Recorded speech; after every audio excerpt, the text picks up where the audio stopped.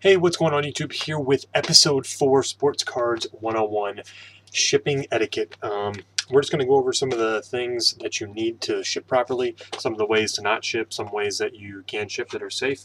And yeah, we're just going to kind of go over all that. So what I want to start with is just some of the supplies you're going to need on hand in order to ship properly. The first two things are optional, but I feel like they make the package look more professional and make it easier on you as the shipper. So I always encourage having return address labels as well as just shipping labels. That way you can just print them off. And even if you have to write them by hand on those shipping labels, it still just looks like a cleaner package. So after that, you're going to need just some simple supplies, very cheap. But if you have all these, you're going to be shipping properly and safely. So one thing is penny sleeves. Make sure you grab those. These are really cheap, usually less than a penny per sleeve. And then you'll also need some sort of top loader, and this one's already sleeved up and everything, but just a top loader, the hard plastic thing that the card goes in. And then you're also going to want team bags, just like look like that, team bags. These just same thing, they're very cheap, a penny, something like that. And then also on hand for some of your bigger shipments, you're going to want some two-piece cases like this one. There's also bigger sizes as well.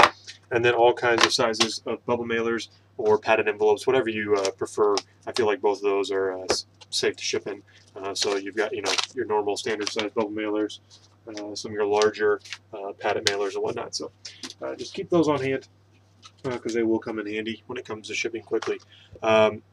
So now, as far as how to ship a card, um, in my opinion, from what I've kind of honed in over the last few years on shipping practices, is the less tape, the better.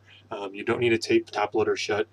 You don't need to, tape team bags shut, stuff like that. So the less tape you use, to me, the better your shipping practices are. So when it comes to single cards, this is a good example of a finished single card ready to go out into a bubble mailer. So what I did with this is first I took a penny sleeve right here, right here, and then I took the card. Let me take out another card here. I'll take another Blackhawks base because who cares about them? All right, so take your card. You're gonna put it right into your penny sleeve right here. Boom. Just like that, very gentle. Make sure that you don't catch corners on the penny sleeve. Just some small stuff you can do. And then you're going to take this penny sleeve and you're going to put it, let me take this one out of its team bag so I don't have to go get a top loader. That's a good sound too. Fresh. So let's move back to this guy. So in a penny sleeve, then you take your top loader, place her in there. Once again, just make sure you don't catch corners and whatnot, and then when you're putting it in there, just to be safe with it. Don't go crazy, especially with the crown cards.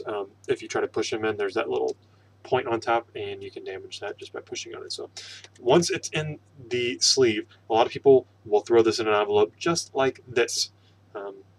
No, this card easily, I can make this one just fall out. Boom, it's already come out the end. And think about how this stuff gets shipped, like it's going all over the place, just flopping around. So take this, and then you're going to take one of those team bags I told you about. Looks just like this guy. And you're going to put it in. I like to put these cards in what seems like upside down into the bottom of the bag, at the top into the bottom. I already took the thing off on this, so it's going to try to stick. There we go. Okay, so top into the bottom, just like that. The opening's right up here, cards upside down. And then just simply pull the strip off and close the team bag shut, and it sticks shut. That way, even if this team bag opens up in the bubble mailer, it's still going to have the top loader come all the way out for the card to be able to slide out of the end. So that's just an extra precaution I do. Put them in upside down. And then now you're ready for a bubble mailer. Just throw it in there, seal her up. And then you're ready to go. Put your labels on. But here are some no-nos.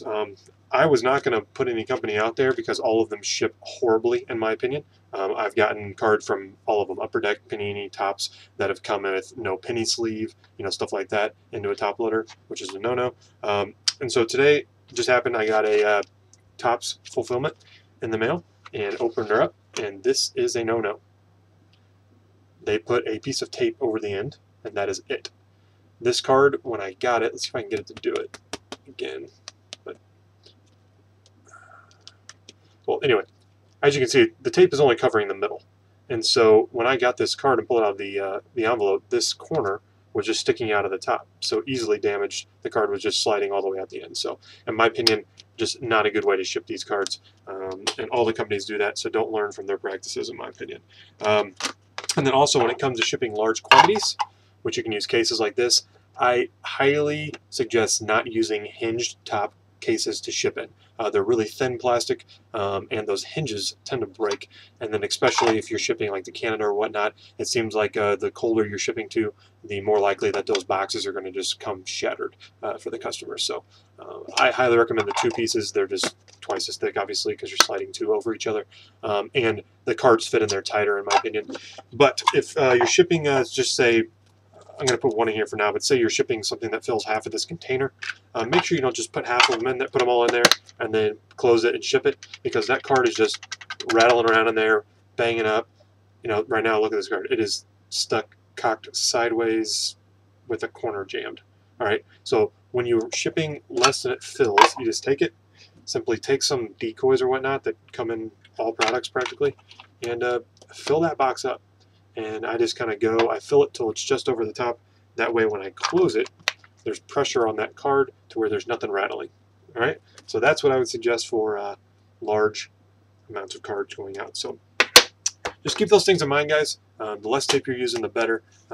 And make sure you're using team bags. That's probably the biggest thing. And make sure you're using penny sleeves before you put it in the top loader. Because if it's like an autograph card, that autograph is going to be worn by the time it gets to the person you're sending it to. So as always, guys, have fun, happy mojo, and we will see you in episode 5.